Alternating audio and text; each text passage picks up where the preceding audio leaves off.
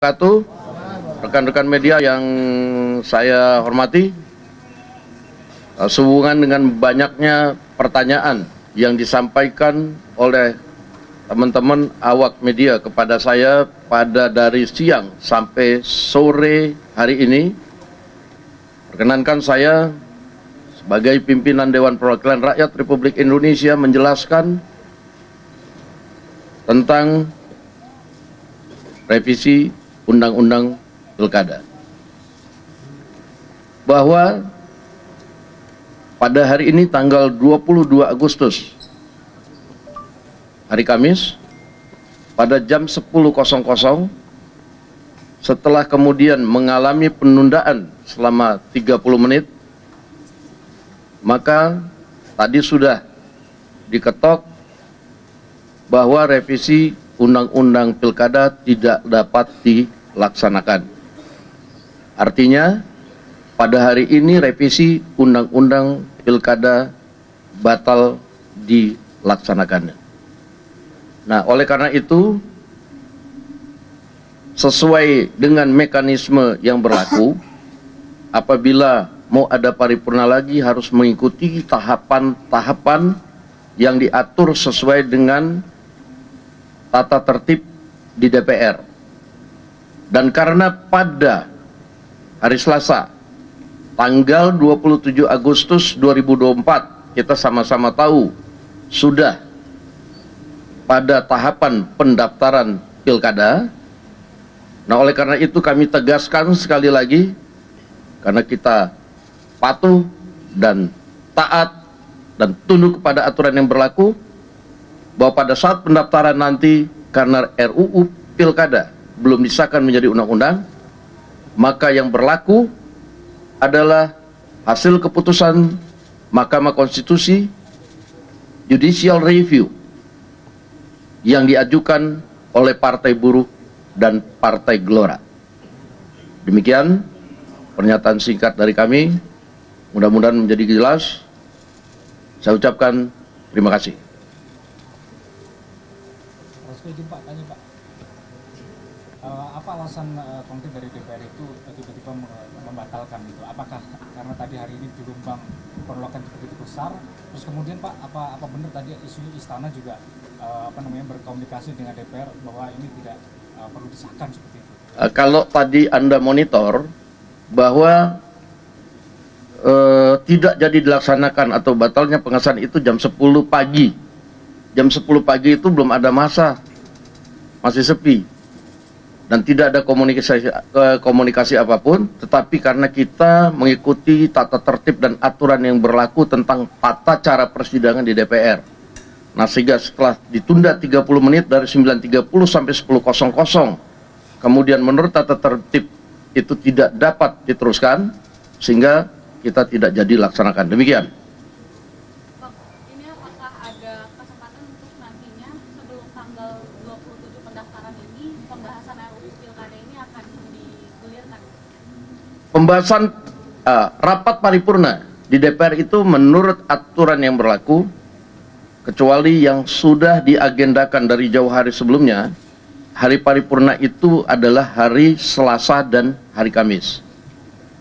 Nah, tentunya untuk paripurna itu juga harus mengikuti tahapan-tahapan seperti rapat pimpinan BAMUS dan pengagendaan dalam rapat paripurna. Rapat paripurna terdekat kalaupun mau dilaksanakan itu adalah tanggal 27 Agustus yang kita sama-sama tahu sudah masa pendaftaran. Sehingga kami merasa bahwa lebih baik itu tidak dilaksanakan karena masa pendaftarannya sudah berlaku. Demikian. Ada kritik dari masyarakat juga, kenapa masa juga cukup banyak kumpul ke DPR ini sebagai konsolidasi kalau teman-teman pimpinan DPR, seperti apa sih Bang? Apakah merasa bersalah atau mungkin ini ada miskomunikasi dengan masyarakat sehingga ada proses yang janggal begitu Bang, kayak kemarin dibalik? Kalau menurut saya,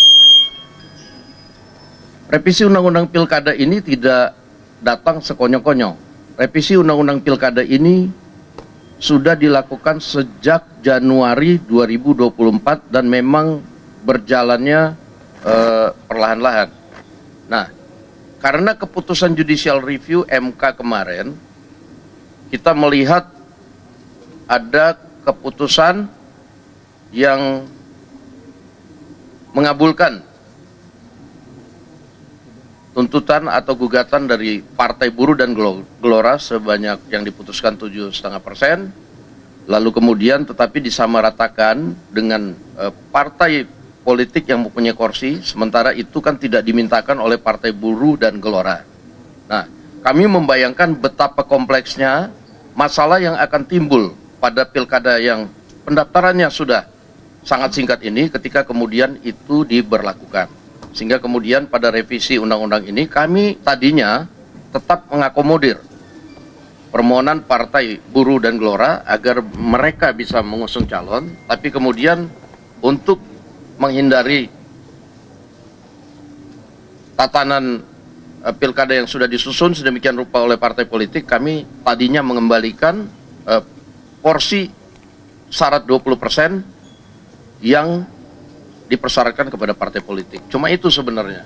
Bang, tapi benar nggak sih Bang, hari ini ada pertemuan Abang dengan Pak Jokowi atau Abang ke istana begitu Bang, konfirmasi Bang? Nah itu tadi banyak sekali yang tanya ke saya, sementara saya tidak ke istana, tidak ketemu Pak Jokowi. Mungkin boleh dicek dari sumber-sumber wartawan istana apakah tadi saya ke sana. Dan memang tidak ada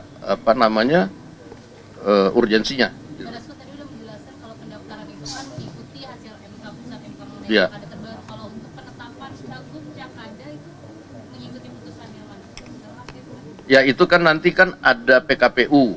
PKPU-nya itu kan nanti akan dikonsultasikan oleh DPR dan tentunya PKPU-nya itu akan dibuat oleh KPU. Nah mungkin bisa nanti diikuti ada rapat konsultasi antara KPU dan Komisi 2 DPR pada hari Senin besok. Nah itu jawabannya baru akan bisa terjawab pada hari itu. Bang Dasko, ini pengguliran revisi undang-undang pilkada ini dikaitkan dengan katanya kepentingan koalisi Indonesia Maju untuk memajukan Mas Kaisang di pilkada. Nah ini Bang Dasko sebagai pimpinan DPR dan juga sebagai salah satu dari elit dari koalisi Indonesia Maju ini bagaimana kan? Sebenarnya kalau kita ngomong revisi undang-undang pilkada ini hanya kepentingan koalisi Indonesia Maju, ya tidak juga. Karena kalau yang pertama fokus kita adalah bagaimana tatanan yang sudah kita atur di kabupaten kota itu kemudian karena keputusan MK ini juga bisa menjadi berubah.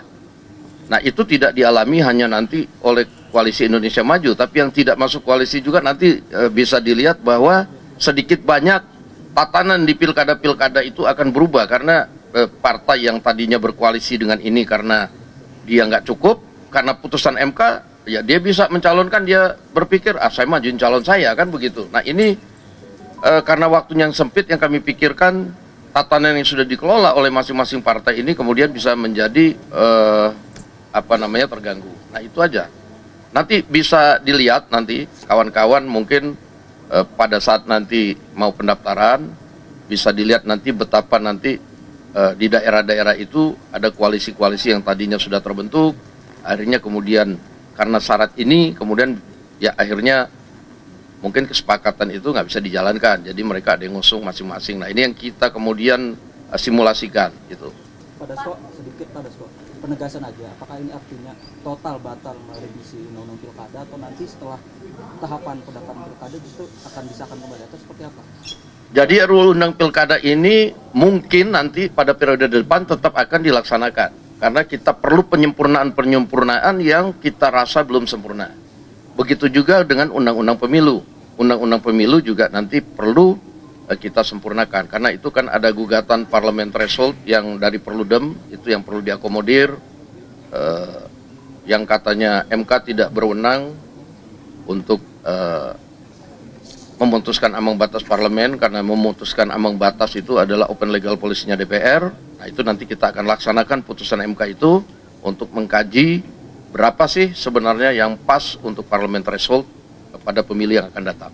Bang Dasko, berarti putusan MK yang dimaksud Bang Dasko berlaku itu nanti yang 70 sama 60 itu juga akan berlaku setelah RUU Pilkada ini tidak jadi disahkan hari ini. Iya, putusan MK itu kan berlaku dan bersifat final and binding. Nah, ketika kemudian ada undang-undang baru, tentunya kan undang-undang baru, tapi kan undang-undang barunya nggak ada. Gitu. Jadi kita tegaskan di sini bahwa putusan yang berlaku itu putusan MK nomor 60, putusan MK nomor 70. Oke Pak, penegasan aja berarti kan kemarin ini juga mahasiswa pengen penegasan. Yang jadi kontroversial adalah 2 poin terkait usia calon kepala daerah dan juga ambang batas pencalonan dari partai. Berarti 2 poin itu artinya kemarin yang direvisi itu semuanya dibatalkan ya Pak ya? Ya kan kalau revisi undang-undang pilkadanya batal berarti semua poin kan dibatalkan.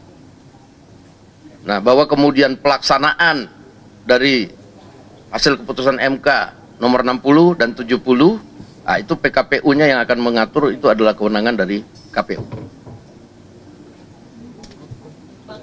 Bang terakhir mungkin mungkin kemarin pas di balik itu kan muncul juga perdebatan pak merujuknya ke MA gitu ya. Nah ini gimana nih Bang? Finalnya seperti apa? Bisa ditegaskan yang khusus usia gitu. Apa dikembalikan ke pembahasan PKPU yang di hari Senin akan dibahas? Jadi begini, itu kan masing-masing rezimnya MA dan MK kan itu berbeda. Kewenangan MK melakukan judicial review pada tatanan yang berbeda dengan MK. Nah, nanti kita akan lihat bahwa putusannya MA seperti apa, putusannya MK seperti apa. Karena masing-masing itu kalau saya lihat, ya MK pun bersependapat bahwa MK kemudian tidak bisa menganulir hasil judicial review dari MA. Nah itu tinggal bagaimana menerjemahkannya nanti, ya kita akan minta KPU yang kemudian menuangkan dalam PKPU setelah berkonsultasi dengan Komisi 2 DPR. Pak Dasko izin, jadi dugaan tentang adanya diam-diam akan terjadi revisi itu terbantahkan dengan adanya pernyataan Pak Dasko. Ya saya juga bingung kita nggak pernah diam-diam loh. Di balik itu kemarin itu terbuka live. Timus, Timsin, Panja itu bisa tidak kita batasi. Wartawan bisa meliput. Argumen semua dikemukakan di situ juga bisa diliput. Nah sehingga nggak ada yang dibilang bahwa kemudian pelaksanaannya diam-diam. Kalau diam-diam tentunya nggak dilakukan DPR lah. Oke? Ya guys. pagar, roboh, pintu dirobohkan. Ini dari pimpinan DPR sendiri melihatnya gimana Bang? Apalagi Abang dicari-cari tadi sama Hasan. Saya nggak tahu kalau dicari-cari. Kalau tadi dicari, saya pasti akan menemui untuk menjelaskan.